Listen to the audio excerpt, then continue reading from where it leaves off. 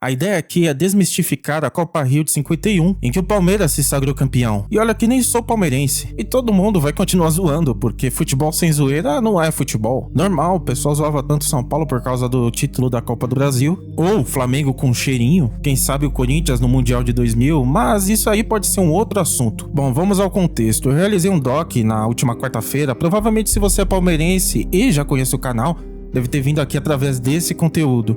Mas se você veio aqui antes de ir lá e quer saber da história do Palmeiras, dá uma olhada depois desse vídeo aqui, porque agora irei tratar de um assunto que nem o ChatGPT consegue responder. E pode ser tão simples ou não. Afinal, Palmeiras tem Mundial? Fiquei o final de semana todo pesquisando a respeito do Mundial de 51. Eu ia falar na história do Palmeiras, só que eu achei esse conteúdo tão interessante que eu quis fazer algo à parte. Aí você deve pensar, Felipe, mas você tá fazendo isso pra chamar os palmeirenses no seu canal? Evidentemente eu quero chamar todo mundo que gosta de futebol. Aliás, se inscreve aí. Bora começar isso aí pelo raso. Como se fosse aquele iceberg que tem aí pelos conteúdos de outros canais. A Copa do Mundo já tinha retornado, e justamente no Brasil, e foi aquela que tomamos o maracanaço. A autoestima do nosso futebol tava baixa demais. Segundo a reportagem do Lance, do dia 28 de agosto de 2023, o que foi a Taça Rio de 51? Torneio que tem seu início no dia 30 de junho de 51 e foi até dia 22 de julho do mesmo ano. Segundo o que foi falado, a imprensa brasileira chamava de Torneio Mundial de Campeões ou Campeonato Mundial de Clubes. E existia essa intenção de realizar uma Copa do Mundo de clubes. Um dos idealizadores do torneio era nada mais que Jules Rimet, terceiro presidente da Federação Francesa de Futebol e terceiro presidente da FIFA. Naquele momento ele ainda era presidente da FIFA. Afinal, ele só deixou de ser quando ele se foi, no dia 16 de outubro de 56. Sucedeu Daniel Burnley Wolfall e ficou bastante tempo no cargo. Mas segundo o site Gol, ele apenas aprovou o torneio, pois quem organizou o mesmo foi a CBD, Confederação Brasileira de Desportos, predecessora da atual CBF, em que recebeu tal aprovação em uma reunião com a própria CBD, a FIFA e um dos futuros fundadores da UEFA, Barassi.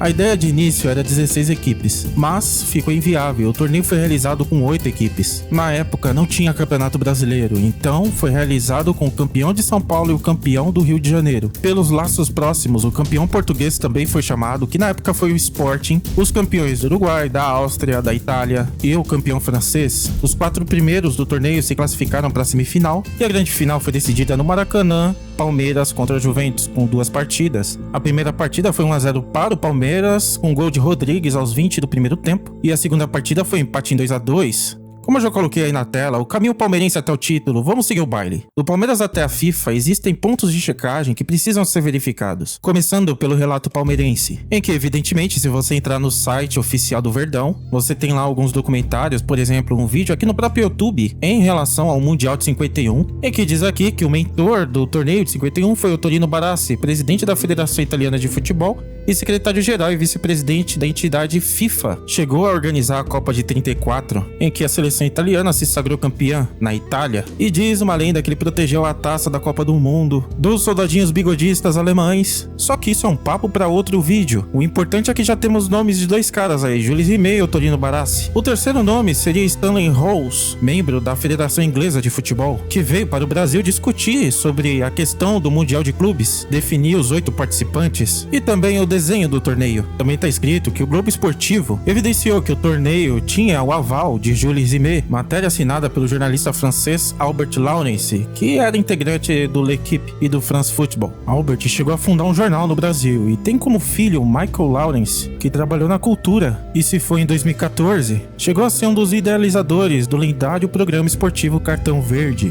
Mas falando de seu pai, Albert Laurence, diz que ele assinou uma matéria em relação à organização. Encontrei um artigo com a fonte do Ludopédio, onde afirma que o Laurence fez uma matéria em relação à desistência do Milan, que era o atual campeão da Itália. Sendo assim, escolheram a Juventus de Turim, que era o campeão da temporada anterior, 49-50. Só que os motivos de não querer participar do torneio é em relação aos desfalques, em que o Milan havia prometido férias para os jogadores. Mas não é isso que queremos. Apenas queremos saber se os organizadores da época consideravam que era um mundial. Quem foi ou não foi, isso não importa. Todos nós concordamos que era um torneio internacional, com a aprovação da FIFA e uma reunião da CBD com o Torino Barassi.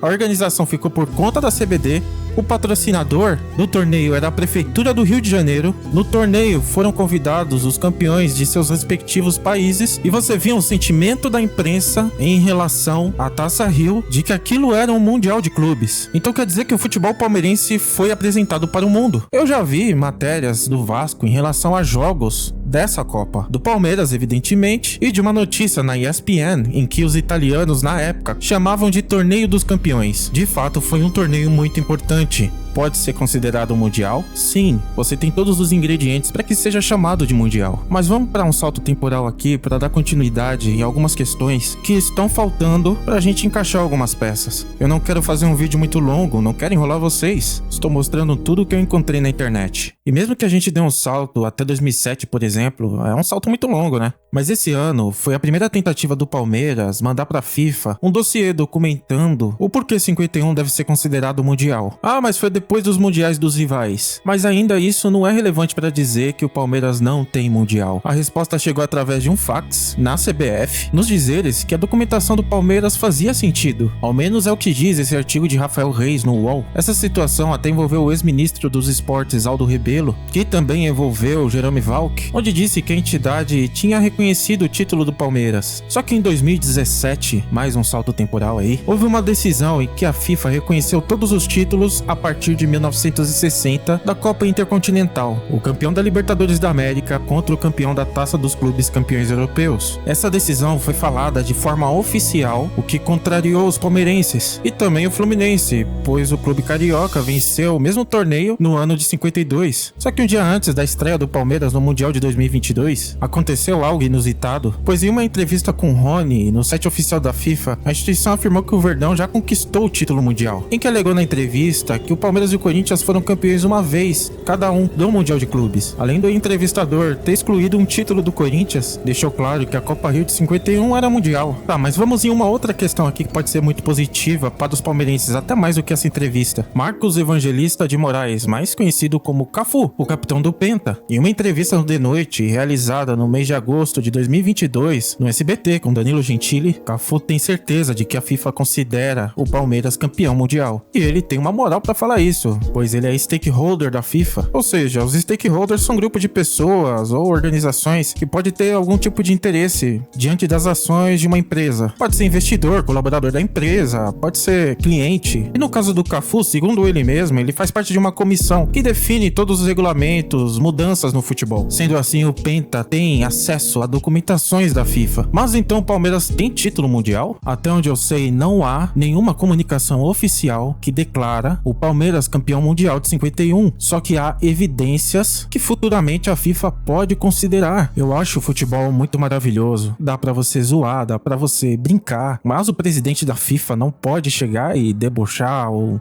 dar alguma risadinha pra dizer que o Palmeiras não tem mundial ou algo do tipo. O mundial do Palmeiras aí?